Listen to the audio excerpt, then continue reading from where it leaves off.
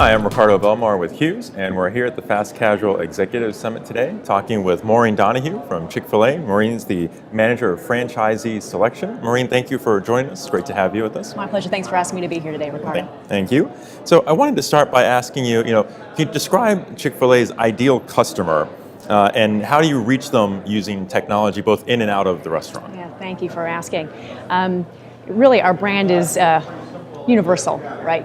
Fried chicken, salads, just great tasting food. And so whether you're 8, 18, 28, or 80, I think we try to appeal to really every customer. And we really want to make sure we can be very inclusive to everybody. And our operators do a great job in being localized and creating the connection with their communities so everyone will feel welcome to our restaurants.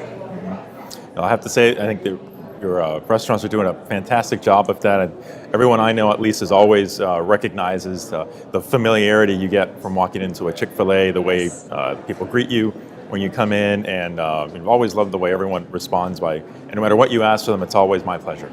Yes, well, our operators do a fantastic job hiring great team members that really deliver that experience that we want everyone to have in our restaurants. Yep, I think they're doing a great job. One thing I wanted to ask you, as we see as a trend with almost everyone here at the event, is using mobile technology. Absolutely. So what is Chick-fil-A doing with mobile today? Gosh, well, our brand is 50 years old as a chain, right? Truett Cathy founded our brand in Atlanta, Georgia, and over the years in the early 40s, creating the chicken sandwich, but became actually a franchise concept in the 60s. And so while things haven't changed in the sense of some of our food products, right, staying relevant has been very important to us. And knowing that mobile device is a very personal device and everyone is using it for all kinds of things these days, we recognize that that's the next step for us in that terms of technology. So as we heard here in the conference, some similarities in terms of we want to have a device and a mobile app that allows it to be convenient for our guests so they can find us wherever they are. If they're not near their nearest Chick-fil-A, they can download our app and see where the nearest restaurant is here in Miami, how close it is. But then it's also a matter of personalizing their experience on the app too.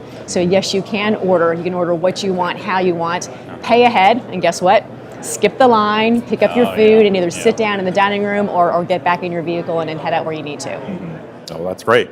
That's great. How have you guys noticed differences in terms of adoption or uplift in sales since you've had all these capabilities? And so it was probably a soft rollout this year in a handful of test markets. And so much like we do in our large chain where there's 1,500 restaurants, trying to see how things will work and not just guest adoption, but also operator adoption. And so our agreement is meant to help educate our operators about how best to use our technology. And so how do we pilot over the course of 2015 with a larger rollout across the chain in 2016, where, again, the pilot is very small and incremental, and so we hope to see definitely some bigger gains next year. Okay, great. Well, let's talk about franchisees for a minute. What kinds of things do you do to encourage adoption whenever you roll out new technologies with franchisees? Do you meet with a lot of resistance? Sometimes you must have a very varied franchisee base. And do you see things on both ends of the spectrum in terms of some of them might be pushing you for more technology while others resist? How do you deal with that? Right. Well, when we think about our operator agreement, it really is based on respect for each other, and that we have systems and processes that we know will help elevate the operator's ability to grow their business and enhance their own personal gain from that. So we really want to make sure we're offering them a lot of options. And just like anything, here's the why behind it. Here's what it can do for you. What might be the return on investment for you? But there's always the idea the operator is ultimately responsible for implementing the system in the restaurant.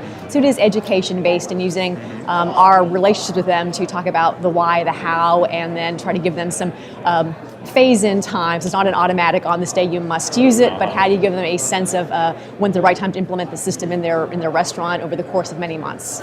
Okay. Oh, wow. Very interesting. Well, Maureen, thank you so much for talking with us. I really appreciate it. My pleasure. Thank you.